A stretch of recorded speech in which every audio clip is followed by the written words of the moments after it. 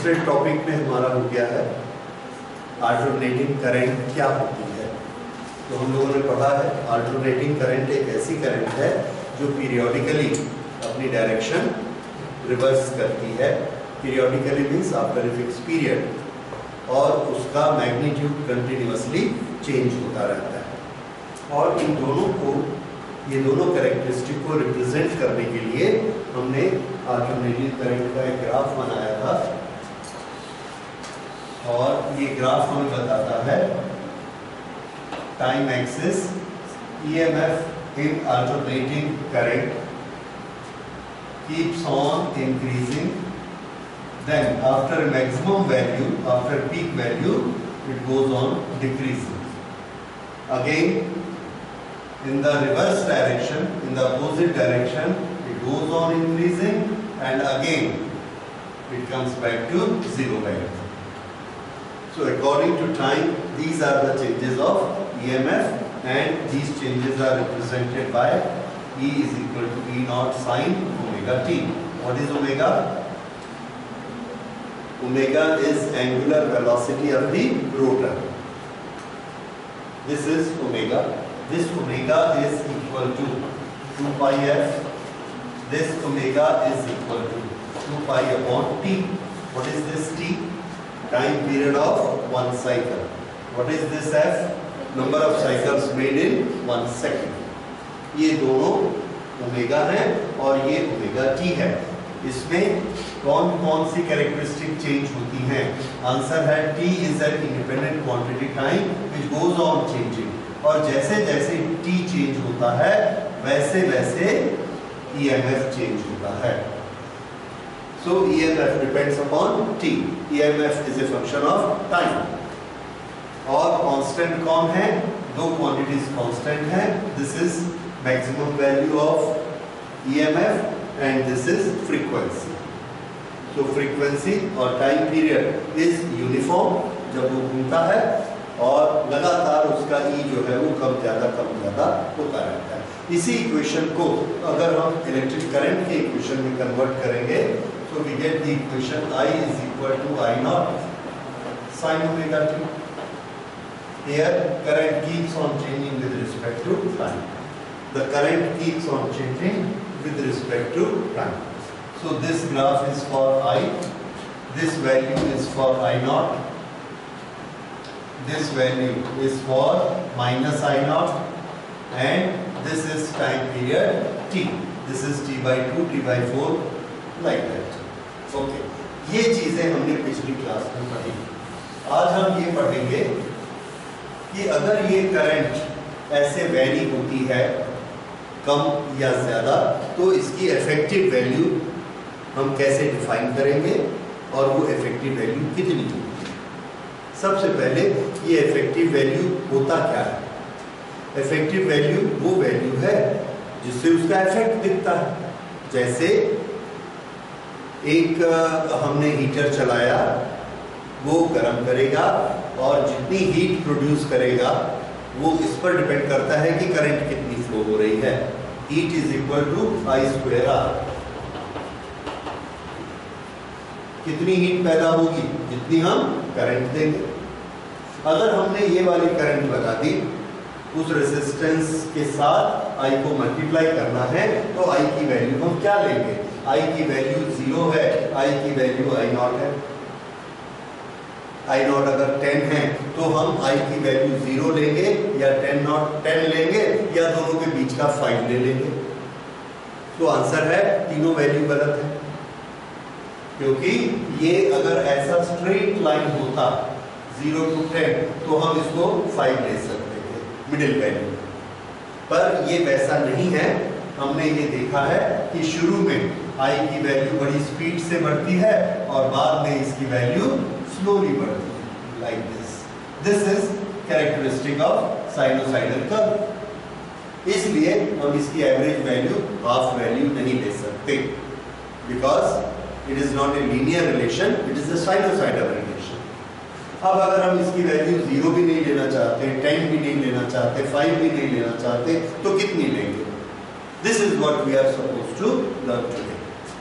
उस वैल्यू को हम कहेंगे क्या? तो आंसर है उस वैल्यू को हम कहेंगे अल्टरनेटिंग करंट की effective value. Effective value of AC, I effective. अच्छा, ये इफेक्टिव वैल्यू कितनी होती है, तो हम इफेक्टिव वैल्यू निकालने की कोशिश करते हैं। इफेक्टिव वैल्यू निकालने के लिए हमने एक तरीका बनाया। करंट हमको क्या करके देती है, आंसर है वर्क करके देती है, हीट करती है, वर्क करती है, और उसका वर्क करने का, हीट करने का फॉर्मूला क्या है, I² इंटू R।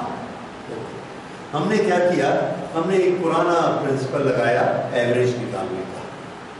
जैसे हम एवरेज वेलोसिटी किस तरह से निकालते हैं, तो आंसर है total distance divided by total time. ये करो तो क्या निकलेगा, एवरेज वेलोसिटी। यही तरीका हमने भी अपनाया करंट निकालने के लिए।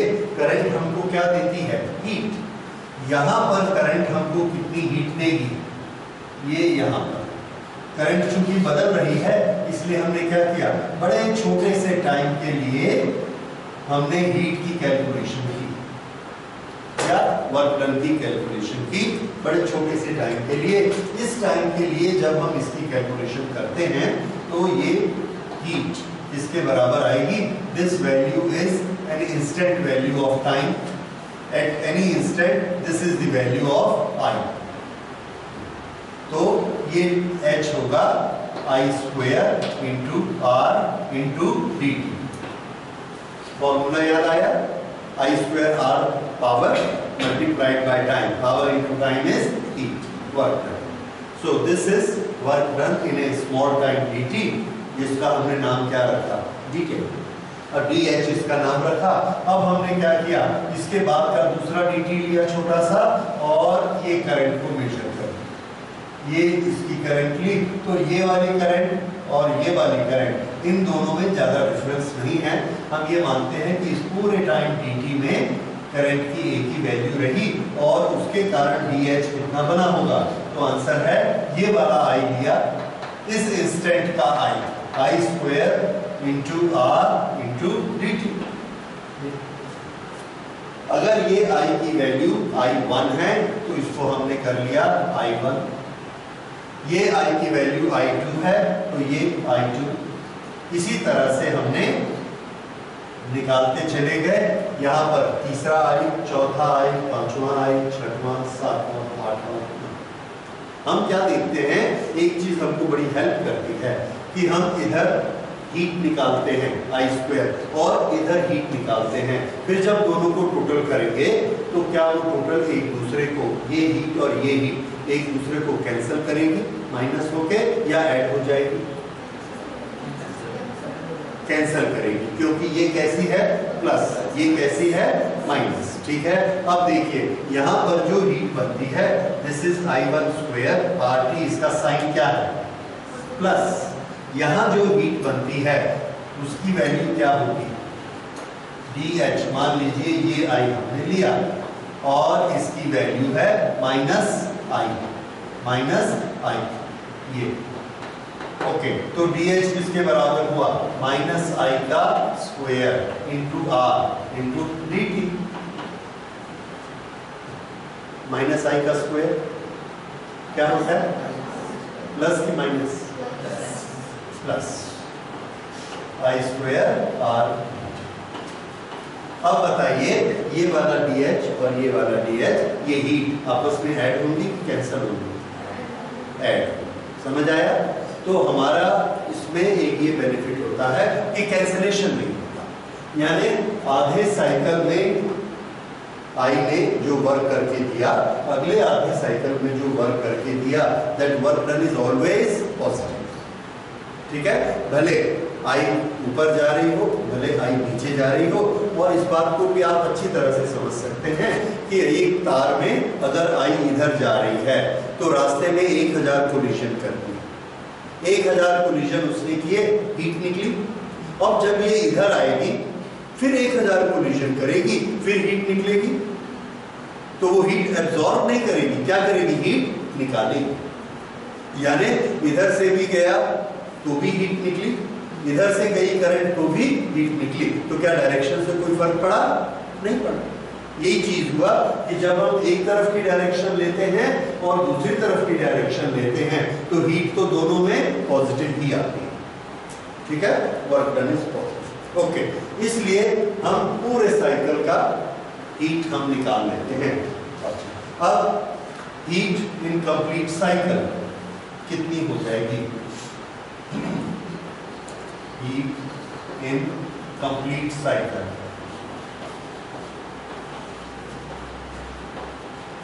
H is equal to, ये H की वैल्यू हमें कितनी मिली? इस H के लिए हमने सबको ऐड कर दिया और ये हमको मिलेगा हर एक में क्या चीज कॉमन है? RdT। ये RdT हमने हर एक में निकाल दिया और ये बना I1 square plus I2 square, this is IN square. N क्या है? ये टाइम के हमने कितने पार्ट किए? n। तो यहां हम नोट कर लेते हैं, let dt is equal to t upon n।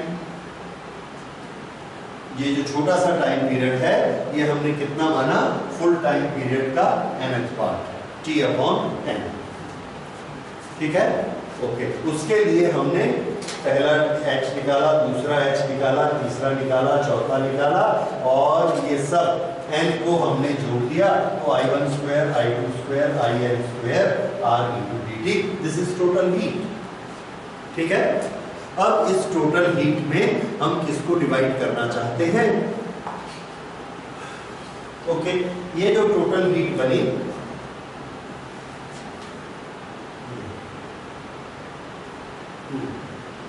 ये जो है I1, I2, I3 ऐसा बना। अब देखिए इसको मैं इस तरह से लिखता हूं, heat is equal to I1 square plus I2 square up to IN square.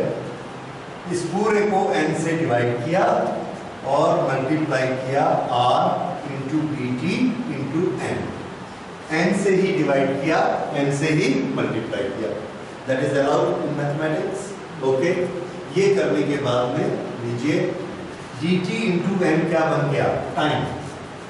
So this is I1 square plus I2 square up to IN square, this divided by n, this into R into t। ये क्या बना? Heat. ठीक है, अब ये जो heat बनी, मान लो इसकी average value, effective value IE है, इफेक्टिव वैल्यू IE है। इसका क्या मतलब कि अगर उसमें लगातार IE करंट फ्लो होती रहे, कितने टाइम तक? T टाइम तक लगातार उसमें करंट फ्लो होती रहे IE T टाइम तक, तो इतना ही हीट करेगा। फिर से इस बात को सुनिए, इधर ध्यान, आपका हो गया लिखना, इधर ध्यान दीजिए। ये वाली हीट छोटी करंट ने बनाई, ये बड़ी ने बनाई, ये बड़ी ने बनाई, ये बड़ी ने बनाई, छोटी ने बनाई, ये सब हीट हमने मिला दी। ये कुल हीट बनी मान लो 400 जूल, 400 जूल। उसके बाद हमने क्या किया? हमने एक इफेक्टिव वैल्यू की करंट चुनी जो कि ना तो इतनी है ना इतनी है, ऐसा बीच की कहीं है करंट।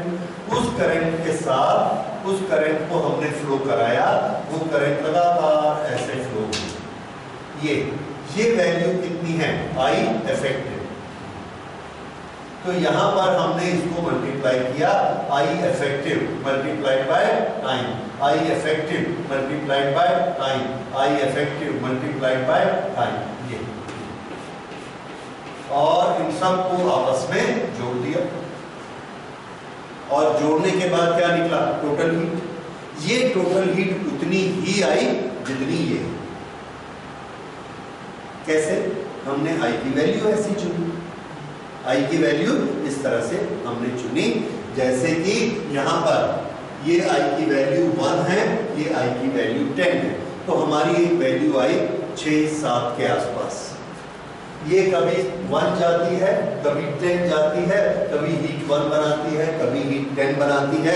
हमने जो करंट चुनी वो हमेशा हीट कितनी बनाती है, 6 बनाती है या 7 बनाती है या 8 बनाती है। तो वो क्या करती है, बनाते कैसी है, कंटिन्यूअस स्टेडी करंट। तो वो जब इस तरह से कंटिन्यूअस हीट बनाती है उतने टाइम तक, तो टोटल हीट उसकी भी कितनी बनती है, उतनी ही बनती है। तो इस हीट को किसने बनाया, उस करंट ने बनाया जिसकी एक पर्टिकुलर वैल्यू है, और वो वैल्यू कैसी है, लगातार एक जैसी, वो है उसकी एवरेज वैल्यू। फिर से यहां से हम एक शहर जाते हैं 50 किलोमीटर और हमें टाइम लगता है 2 आवर्स, तो हमारी एवरेज स्पीड क्या है, 25 kilometre per hour, 50 kilometre total time 2 hours, हमारी इफेक्टिव स्पीड कितनी है, 25। जब हम स्कूटर चलाते हैं तो कभी हमारा स्कूटर 50 पे चला जाता है और कभी ब्रेक लगाते हैं, कोई सामने आ गया तो 10 पे आ जाता है, तो 10 पे गया, 50 पे गया, 20 पे गया, 30 पे गया, ऐसे कर करके हम चले गए और लास्ट में 2 घंटे में हमने पूरा डिस्टेंस कवर कर लिया। तो डिस्टेंस हम तब भी कवर करते हैं जब हमारी वेलोसिटी 5 भी हो, कभी 5 हो, कभी 50। हीट करंट तब भी करती है जब इसकी करंट कभी 5 होती है और कभी 50 होती है, ठीक है, तब भी हीट करती है। लेकिन हम क्या कहते हैं कि हमारी एवरेज स्पीड कैसे निकाली हमने, total distance 50, total time 2, divide किया, एवरेज आ गया। तो हम क्या बोलेंगे कि हमारी कंटिन्यूअस स्पीड अगर रहती तो कितनी रहती, 25।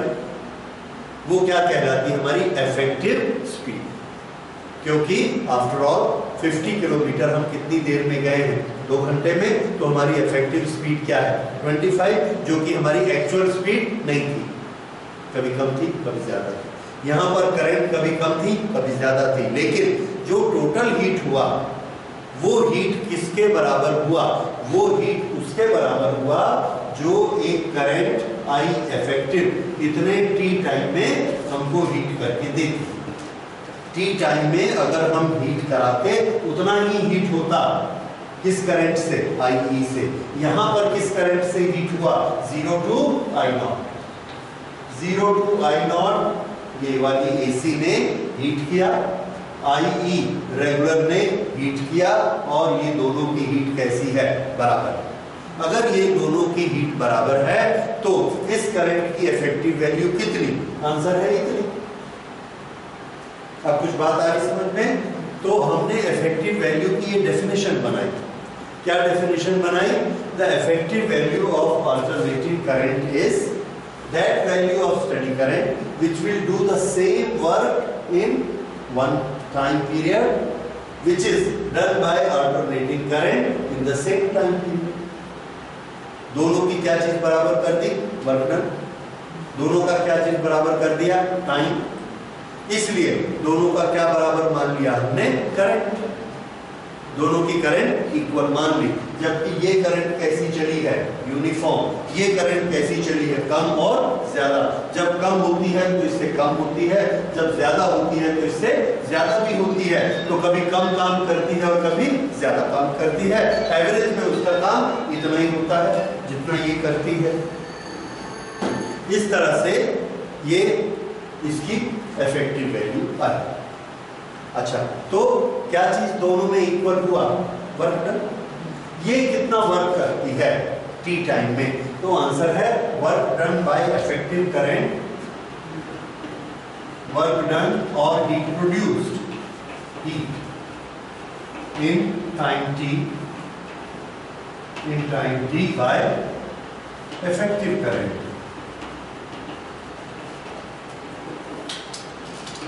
is heat is equal to I effective square RT।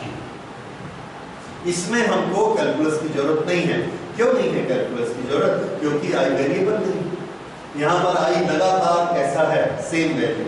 अगर सेम वैल्यू होती है तो हम उसका डायरेक्ट मल्टीप्लिकेशन कर लेते हैं। हम उसको dt में तोड़ो, मल्टीप्लाई करो, फिर बाद में सबको जोड़ो, इंटीग्रेट करो, उसकी जरूरत नहीं। क्यों? Uniform value. इसलिए ये हीट हमने ऐसे निकाली। लेकिन हमारी इनहेरेंट शर्त क्या है? जितना ये हीट करता है उतना ही ये भी हीट करता है। दोनों की हीट कैसी है? इक्वल। अगर दोनों की हीट इक्वल है तो हम क्या लिख सकते हैं? This equal to this. According to definition, according to definition of effective value,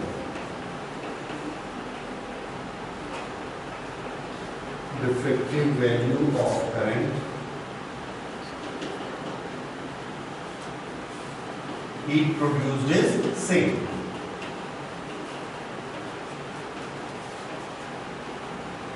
Therefore I effective square RT is equal to this expression. इस एक्सप्रेशन को हमने पूरा का पूरा लिख दिया। This is I1 square plus I2 square up to IN square divided by N to be multiplied by R to be multiplied by T. अब इस इक्वेशन को ऐसा लिखा, हम I effective की वैल्यू चाहते हैं। हमारे पास है कौन सी value? I1, I2, I3, I4 ये हमारे पास है। कहाँ तक? I0 तक, फिर उससे कम हो गई। ये हमने यहाँ से यहाँ तक n हिस्से में डिवाइड करके ली थी। हम निकालना चाहते हैं इसका एवरेज कितना, उसी का तरीका चल रहा है। तो ये उसकी average value I effective value है। तो RT दोनों तरफ से कैंसिल। अगर R और T दोनों तरफ से कैंसिल हो गए तो I इफेक्टिव कितना आया? तो यहाँ पर हमने निकाला इफेक्टिव वैल्यू ऑफ I। इसको थोड़ा सा ले लेते हैं यहाँ पर। I effective is equal to, ये स्क्वायर है इसलिए इधर हम स्क्वायर रूट कर देंगे। Square root of I1 square I2 square up to IN square. This is to be divided by ये किसकी वैल्यू आ गई? I effective. I1, I2, I3, I4 ये क्या है? Different values of alternating current. कितनी values? n value. हम चाहें तो इस करंट को 100 वैल्यू में डिवाइड करेंगे तो T के भी कितने टुकड़े करेंगे? 100। हर टुकड़े का अलग अलग हीट निकालेंगे, सबको जोड़ देंगे। इफेक्टिव वैल्यू में एक कंटिन्यूअस वैल्यू, उससे हीट निकालेंगे। तो I इफेक्टिव की हीट और इसकी हीट दोनों को कैसा किया? इक्वल। तो ये I इफेक्टिव की वैल्यू आ गई। ये जो वैल्यू है, ये वैल्यू, इसको हम क्या कहते हैं? इसका हमने एक नाम रखा। ये उसकी एवरेज वैल्यू है, इफेक्टिव वैल्यू है। तो एवरेज वैल्यू, इस तरह का एवरेज निकालने का तरीका मैथमेटिक्स में एक पर्टिकुलर तरीका कहलाता है। मैथमेटिक्स में, अगर स्टैटिस्टिक्स में हमारे पास बहुत सारे सैंपल हैं, I1, I2, I3, I4, IN sample हैं और हमको उसका मीन वैल्यू निकालना है, एवरेज वैल्यू निकालना है, तो हमारे पास बहुत सारे मेथड होते हैं। ये आप स्टैटिस्टिक्स में पढ़ते हैं, क्लास 10 में पढ़ाए थे। ओके, जैसे जो हम अरिथमेटिक मीन कैसे निकालते हैं? I1 plus I2 plus I3 up to IN divided by N। Square नहीं करना, n तक जोड़ा और n से डिवाइड कर दिया, क्या निकला? एवरेज। इसी तरह से हम एक ज्योमेट्रिक मीन भी निकालते हैं। ज्योमेट्रिक मीन कैसे निकालते हैं? I1 इंटू I2 दो बार मल्टीप्लाई किया, उसका स्क्वायर रूट निकाला, तो ये क्या निकल गया? ज्योमेट्रिक। इसी तरह से एक और रूल होता है 1/I1 प्लस 1/I2, उन दोनों को ऐड किया, उसका हाफ किया और उसके बाद उसको इन्वर्ट कर दिया, that is again A median. ये भी एक तरह का एवरेज है। इस तरह से बहुत सारे एवरेज होते हैं, that is not our subject today. हमारा सब्जेक्ट ये है, ये कौन सा एवरेज है, ये कौन सी वैल्यू है? Effective value. तो ये इफेक्टिव वैल्यू कैसे निकाली हमने? देखिए, ये इफेक्टिव वैल्यू निकालने के लिए हमने रूट किया। किसका रूट किया? कुछ क्वांटिटीज का एवरेज है। मीन है। मीन कैसे निकाला जाता है? पूरी वैल्यूज को डिवाइड करके। तो यहाँ हमने डिवाइड किया किससे? टोटल नंबर से। टोटल कितने नंबर्स हैं? n। तो हमने रूट किया एक मीन वैल्यू का। किसकी मीन वैल्यू है? वो सभी स्क्वायर्स की मीन वैल्यू है। So root of mean of squares, root of mean of squares, ये जो वैल्यू हर करंट की है, और ये सब करंट किसका हिस्सा है? एसी का। तो एसी में जितनी करंट चेंज होती हैं सब का हमको क्या निकालना है? Square mean root. उसको सीरियली लिखेंगे तो क्या होगा? Root of mean of squares. जब हम ऐसा कर लेंगे तो क्या निकल जाएगी? Effective value. तो आई इफेक्टिव किसके बराबर हुआ? Root of mean of squares. ये RMS। So this is RMS value. किसकी RMS वैल्यू? ये सब करंट कौन सी हैं? अल्टरनेटिंग करंट की है। So I effective is RMS value of AC। ये आई इफेक्टिव का फॉर्मूला मिला।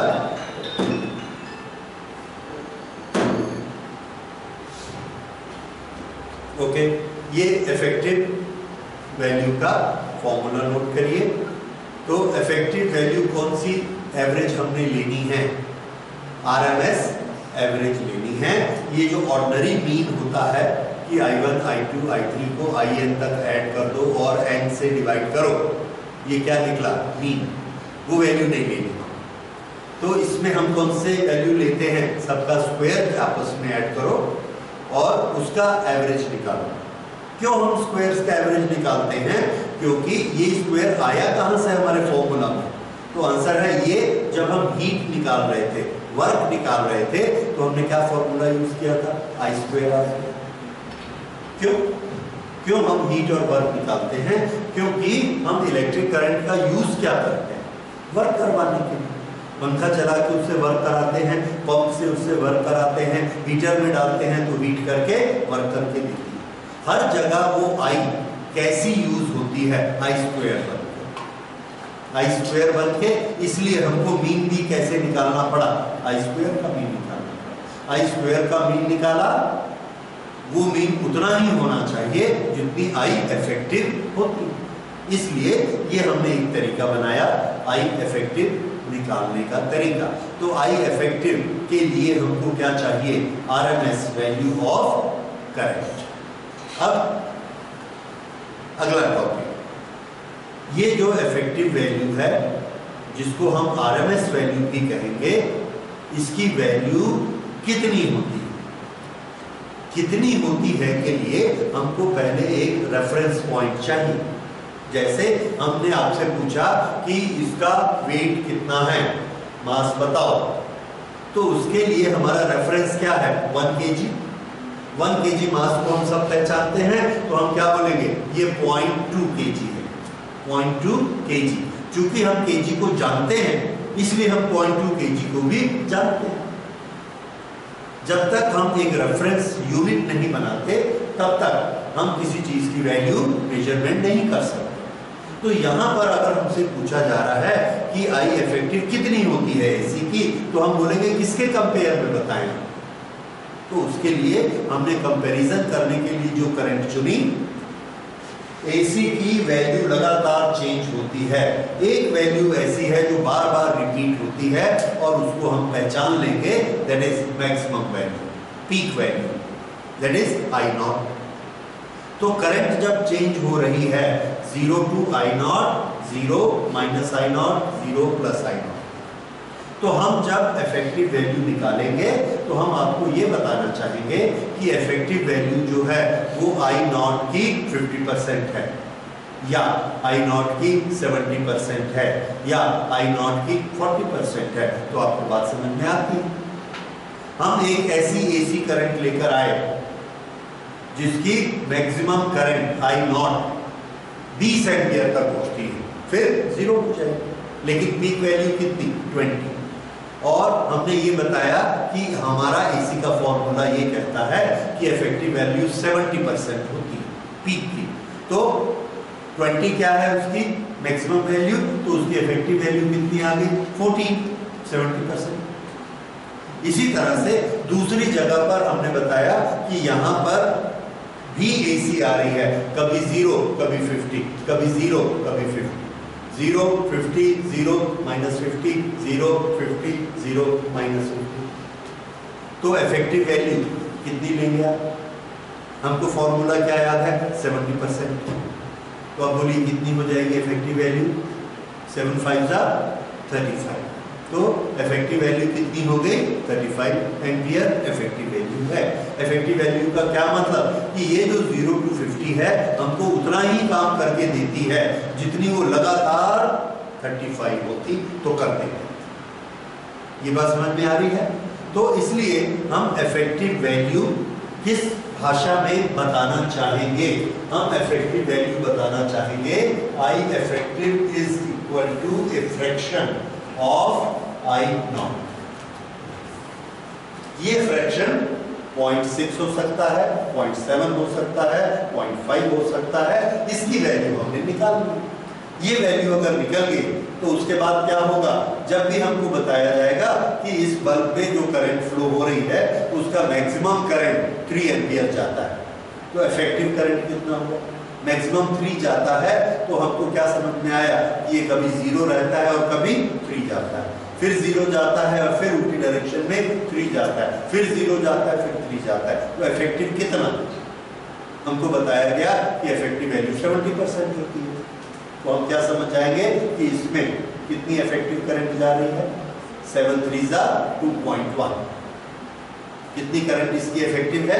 2.1। तो हम ये मानेंगे कि ये उतनी ही हीट पैदा करता है जितना 2.1 लगातार जाने से करता है। तो अब इफेक्टिव का सेंस समझ में आ रहा है, क्यों हमको इसकी जरूरत चाहिए ये समझ में आता है। और हम इसको कैसे निकालेंगे? तो आंसर है इसको निकालेंगे हम पीक वैल्यू से कंपेयर करके। ये पीक वैल्यू और ये फ्रैक्शन, ये हमें फ्रैक्शन चाहिए। ओके, तो अब हम कैलकुलेशन करेंगे। इसका टाइटल नोट करना है calculating effective value of alternating current. 1 minute रुकिए। अभी हमने ये जो किया था इसमें हमने ली थी effective value of electric current, जो मैंने आपको एक्सप्लेन की। और ये क्या लिखा है? According to definition of effective value. लेकिन इफेक्टिव वैल्यू की डेफिनेशन आपने अभी लिखी नहीं। ओके, उसको लिख लीजिए, उसके बाद हम आगे बढ़ते हैं। Effective value of alternating current. Effective value of alternating current is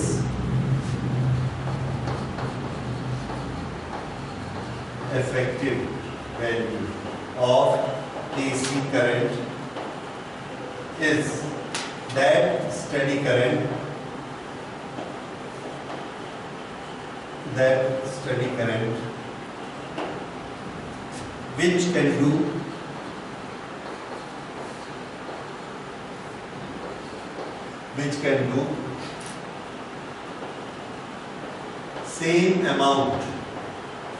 which can do same amount of work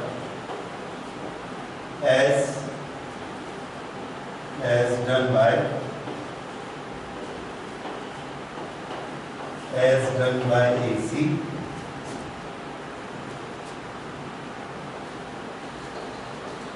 during same time period.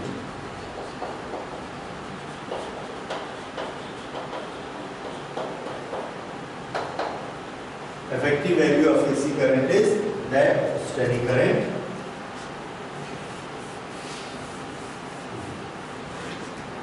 which can do same amount of work as done by AC during the same time period. एक ही time period में AC जितना काम करेगी उतनी में आई effective काम करेगी। और आई इफेक्टिव कैसी है? यूनिफॉर्म। वही वैल्यू हम इसकी वैल्यू भी मान लेते हैं। ओके, ये उसकी डेफिनेशन थी। अब हम अगले कैलकुलेशन पे आते हैं कि ये वैल्यू कितनी होती है। तो नेक्स्ट टाइटल लिखिए। So we will calculate, we will derive the effective value of current. और कंपैरिजन के लिए किसको यूज करेंगे? Peak value. Okay. An alternate current and AC current has peak value I naught, peak value I naught, annular frequency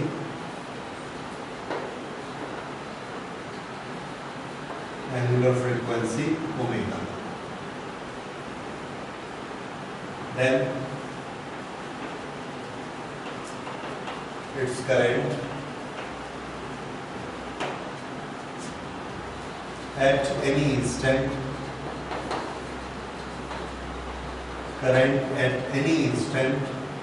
t is related as, जब time t है तो उसकी current I है. Not t. When the time is t, the current is I. और इसका relation कैसे होता है इस करंट का? तो इस करंट का रिलेशन हमने बनाया I is equal to I naught square, I is equal to I naught square sin omega t. I is equal to I naught square sin omega t. ये हम लोग पहले बना चुके हैं इक्वेशन. ये वो करंट है जिस समय टाइम कितना है? t. रोटेशन का time t. Okay. Then sorry, ये गलती हो गई. I is equal to I naught sin omega t. Then work done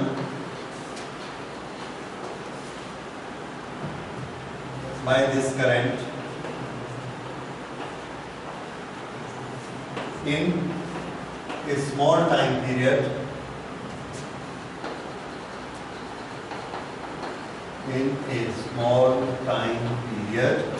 dt is dw equal to I square r dt. What is r? R is resistance of circuit.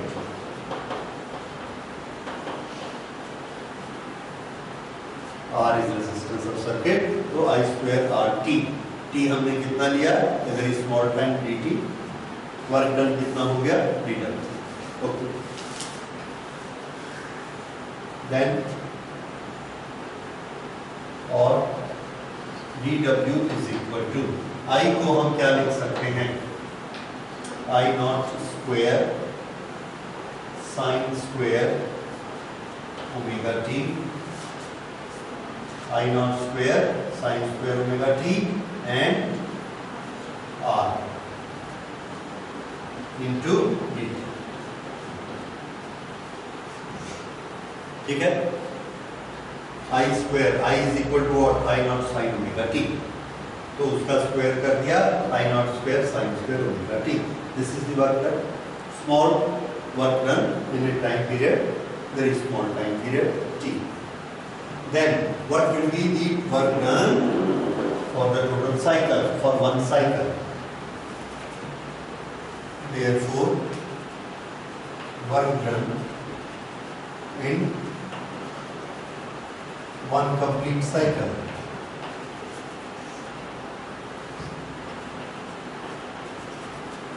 work done in one complete cycle, W is equal to integration I naught square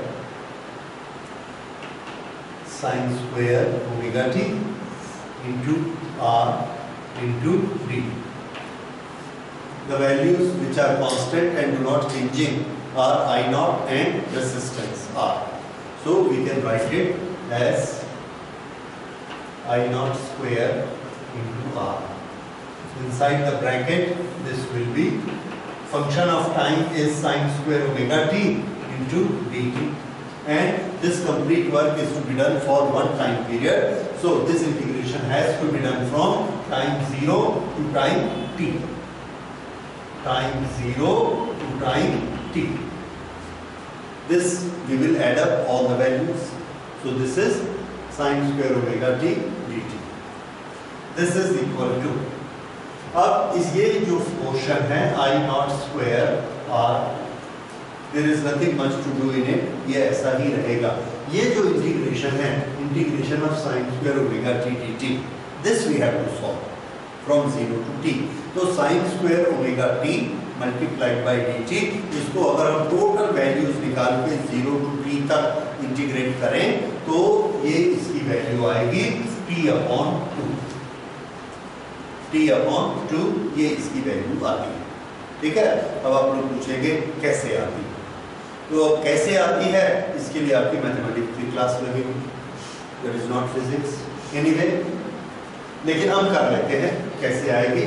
देखिए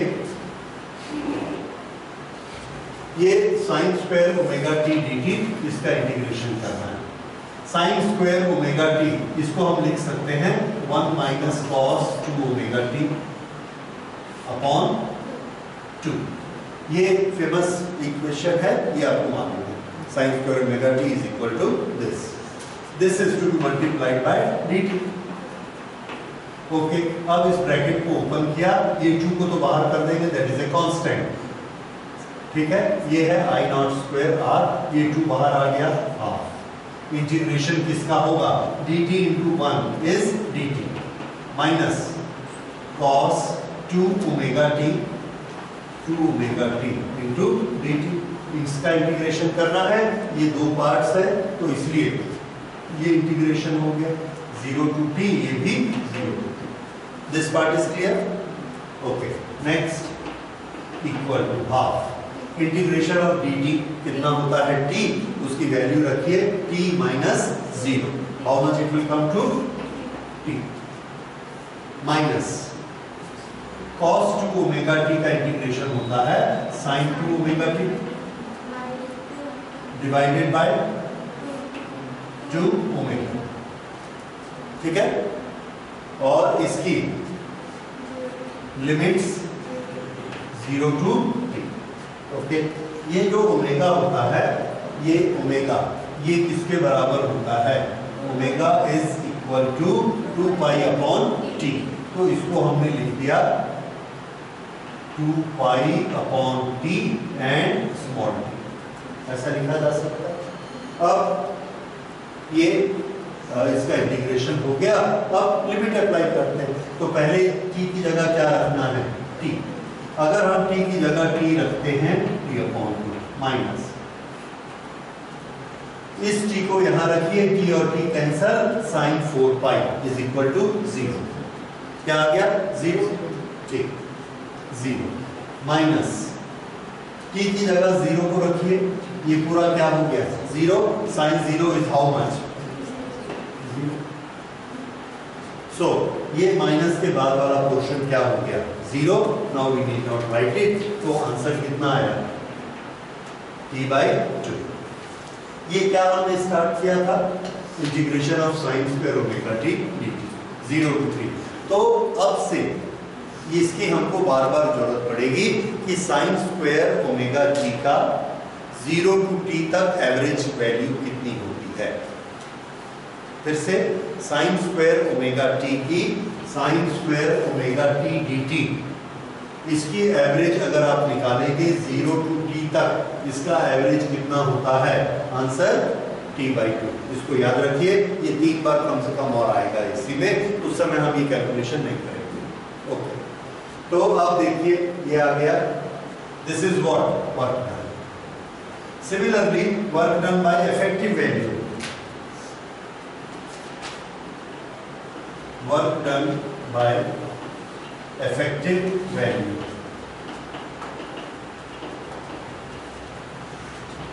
that is IE square RT. Time हमको पूरा time period लेना है, resistance वही circuit है, और current कौन सी ली, uniform current, regular current which is steady current IE. तो वर्क डन कितना हुआ I square RT and according to definition this work done should be equal to work done by AC। ये क्या है वर्क बाय स्टेडी करंट, इधर क्या लेंगे work by AC, दोनों को क्या करना है इक्वल, तभी इसका नाम क्या पड़ेगा I इफेक्टिव। तो इधर हमने वैल्यू ली, इधर हमारी वैल्यू कितनी आएगी I not square RT by 2,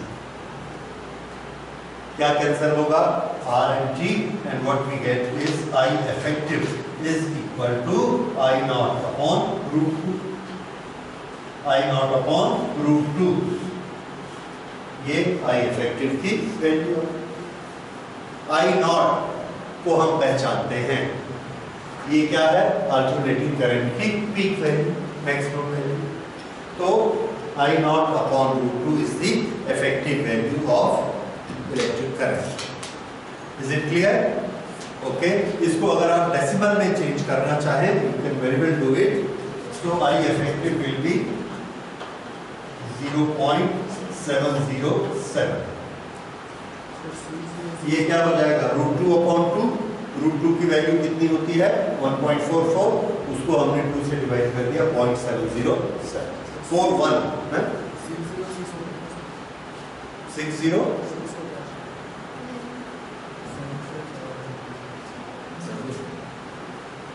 I not upon root 2, इसको हमने ऐसे लिखा I not into root 2 upon 2, ये ठीक है। रूट 2 की वैल्यू बोलो कितनी लिखो 1.41 डिवाइडेड बाय 2, कितना हुआ ठीक है, सो दैट विल बी 0.707, ये उसकी एग्जैक्ट वैल्यू है। तो ये दोनों चीजें आप याद रखेंगे कि इफेक्टिव वैल्यू का पीक वैल्यू से क्या रिलेशन है, दिस ये नंबर 1। नंबर 2 इफेक्टिव वैल्यू कौन सा मीन वैल्यू होता है, आंसर है आरएमएस वैल्यू। कौन सा मीन होता है रूट मीन स्क्वायर, ठीक। तो ये दो चीजें याद रहेंगी।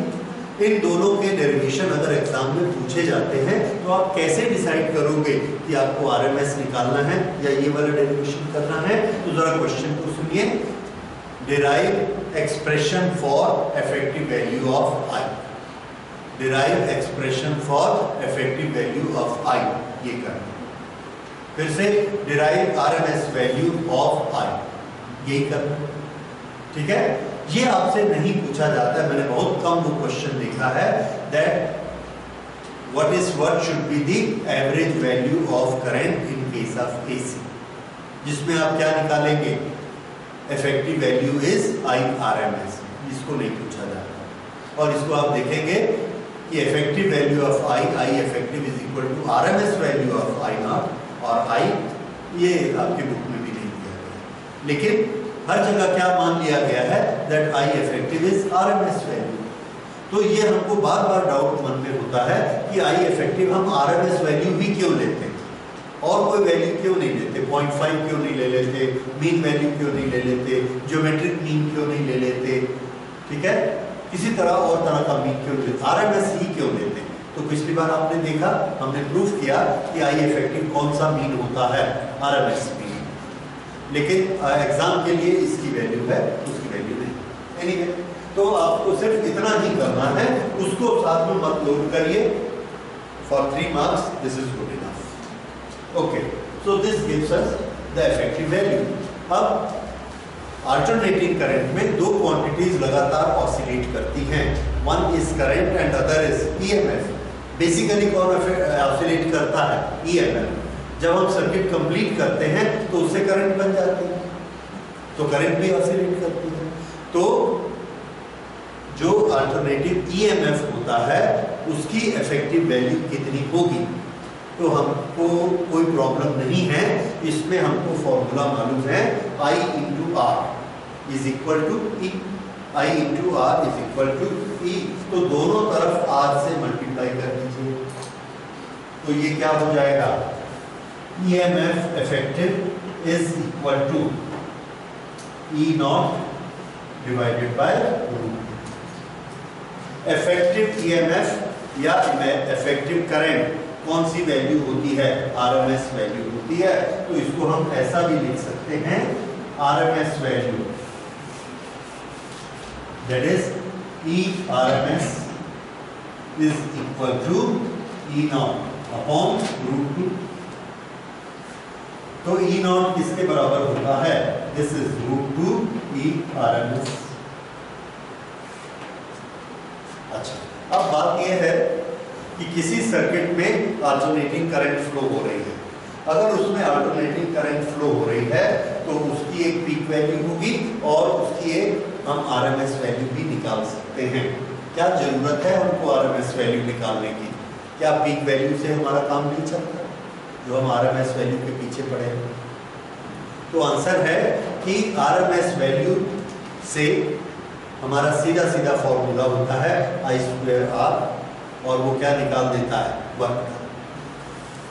ठीक है, जैसे जैसे आप यहां से एक लोकेशन पर गए 200 किलोमीटर, राइट टू गए, तो किसी दोस्त को आपने बोला कि मैं 40 किलोमीटर की स्पीड से गया, एवरेज वैल्यू मीन वैल्यू कितनी? 40 किलोमीटर की स्पीड से गया, तो उसने निकाल लिया कि आप 5 घंटे में पहुंच गए। दूसरी बात, अगर आपने उस दोस्त को बोला कि भैया मैं 20 किलोमीटर की स्पीड से गया 1 घंटे तक, फिर 60 किलोमीटर की स्पीड से गया 1 घंटे तक, फिर 70 की स्पीड से गया आधे घंटे तक, फिर 30 किलोमीटर की स्पीड से गया, रास्ते में चाय पीने के लिए भी रुक गया 5 मिनट, तो बोलेगा भैया इतना सब मेरे को मत सुनाओ, तुम्हारी एवरेज वैल्यू क्या थी स्पीड? तो हमने कहा एवरेज वैल्यू थी 40 किलोमीटर 1 घंटे की, तो उसने टाइम तुरंत निकाल दिया कि आप 5 घंटे में पहुंचे। तो हमको क्या चाहिए होती है? इफेक्टिव वैल्यू, एवरेज वैल्यू, ताकि हम वर्क डन की कैलकुलेशन उससे करें। वेरिएबल अलग अलग करंट से वर्क डन की कैलकुलेशन करनी पॉसिबल नहीं है, इसलिए हमको एवरेज वैल्यू की जरूरत है। ठीक, अब एवरेज वैल्यू और एवरेज ईएमएफ आपने पढ़ा। ईएमएफ या करंट, इसके सामने अभी तक हम लोग बहुत सारे एडजेक्टिव लगा चुके हैं। कैसे? एक होती है पीक वैल्यू ऑफ ईएमएफ, दूसरा इंस्टेंटेनियस वैल्यू ऑफ ईएमएफ, तीसरा आरएमएस वैल्यू ऑफ ईएमएफ। तो इनमें क्या क्या अंतर है? तो अल्टरनेटिंग करंट में जो पीक वैल्यू पहुंचती है that is known as peak value of EMF. किसी भी टाइम पर ई की जितनी वैल्यू होती है 0 से लेके ई नॉट के बीच, हमने जिस टाइम पर उसको ऑब्जर्व किया उस समय पे जो उसकी ईएमएफ की वैल्यू होगी वो क्या कहलाती है? उसके लिए क्या शब्द लगाना है? इंस्टेंटेनियस। इंस्टेंटेनियस। तो आरएमएस और effective that is a calculation. क्या कैलकुलेशन है वो? ई नॉट डिवाइडेड बाय रूट, उतनी वैल्यू से वो काम करती है। अब आपके लिए कौन सबसे इंपॉर्टेंट है? जिस वैल्यू से वो काम करती है। तो हमारे लिए सबसे ज्यादा इफेक्टिव, सबसे ज्यादा जरूरत आई इफेक्टिव है, इसलिए हमने उसका नाम इफेक्टिव रखा।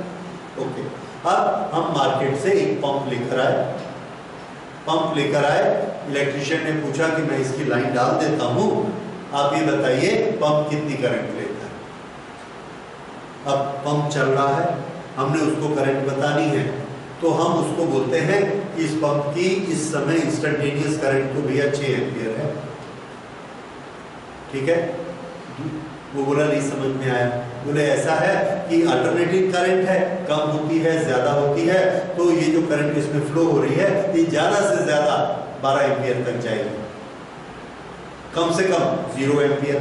तो बोलेगा मेरे को नहीं मालूम कितने एम्पियर के लिए तार डालनी है वो बताओ, क्योंकि हर तार का थिकनेस एम्पियर के अनुसार हमारा फिक्स है। बोलोगे 5 एम्पियर की तार डालो तो 5 एम्पियर की डालूंगा, 20 की डालो तो 20 की डालूंगा, तो आप उसको कौन सी वैल्यू बताओगे? तो आंसर है जो हमें वर्क कराना है उसके लिए कौन सी वैल्यू होती है? RMS value. तो हम उसको इफेक्टिव वैल्यू बताएंगे कि इसकी इफेक्टिव वैल्यू 6 एम्पियर है, 6 एम्पियर का फ्यूज लगाओ, 6 एम्पियर की तार लगाओ। उसके लिए हमको क्या चाहिए? Effective value. तो फिर से हम एक फैन लेकर आए और हमको बोला गया ये कितनी करंट लेता है, हमने कहा 2 एम्पियर। 2 एम्पियर। हम कौन सी करंट बता रहे हैं उसको, इंस्टेंटेनियस, पीक वैल्यू या RMS value? Answer is RMS value, effective value. तो अब हमने ये एक प्रचलन बना लिया, ये एक तरीका बना लिया, मेथड बना लिया that whenever we speak about a current, that value will be always effective value, whether we use the word RMS or we don't use. Normally we don't use. क्यों? क्योंकि सब लोग इतना फिजिक्स आपके जैसे पढ़े लिखे नहीं। इलेक्ट्रिशियंस लोग वो बोलेंगे ये आरएमएस क्या होता है, पीक क्या होता है, इंस्टेंटेनियस क्या होता है, हमको नहीं मालूम, हमको आप सीधा सीधा बताओ कितना करंट लेता है। तो वो करंट हम कौन सी बताते हैं? आरएमएस। इसलिए उसके सामने हम आरएमएस शब्द भी नहीं लगाते। ओके, तो ये याद रखिए, whenever we quote a current, whenever we say that a machine takes 27 ampere, which value is this 27 ampere, peak or RMS? क्यों? हमने कोई उसके सामने लिखा नहीं। अगर हमको बताना है कि ये 27 पीक है तो हम क्या लिखेंगे? The current flowing in this machine has a peak value of 27 ampere। अब 27 क्या है? पीक, क्योंकि हमने शब्द लगाया। अगर हम करंट के सामने कोई एडजेक्टिव नहीं लगाते आगे पीछे तो हमारी अंडरस्टैंडिंग क्या होगी? वो कौन सी है? आरएमएस। ठीक है, इसलिए कभी भी न्यूमेरिकल में डाउट मत करिए कि इसमें तो कुछ नहीं लिखा है तो मैं इसको कौन सी वैल्यू मानूं। तो कौन सी वैल्यू मानना है? RMS value, effective value. ठीक है, so this is effective value of EMF, effective value of I. अब अगली क्लास में हम लोग करेंगे कि जब ये करंट की वैल्यू ज्यादा होती है, कम होती है, ज्यादा होती है, तो इसमें जो चेंजेस आते हैं उसका हम लोग मेजरमेंट कैसे करते हैं? उसका मेजरमेंट जो करते हैं उसकी लैंग्वेज होती है फेज की लैंग्वेज, कि करंट किस फेज में है। फेज को हम लोग एंगल से कैसे नापते हैं? ईएमएफ और करंट दोनों एक जैसे फेज में चलती हैं या एक पहले चली जाती है और एक बाद में चलनी शुरू करती है? ये सब चीजें हम लोग अगली क्लास में स्टडी करेंगे। That will be phases of EMF and electric. Okay, so we close it today.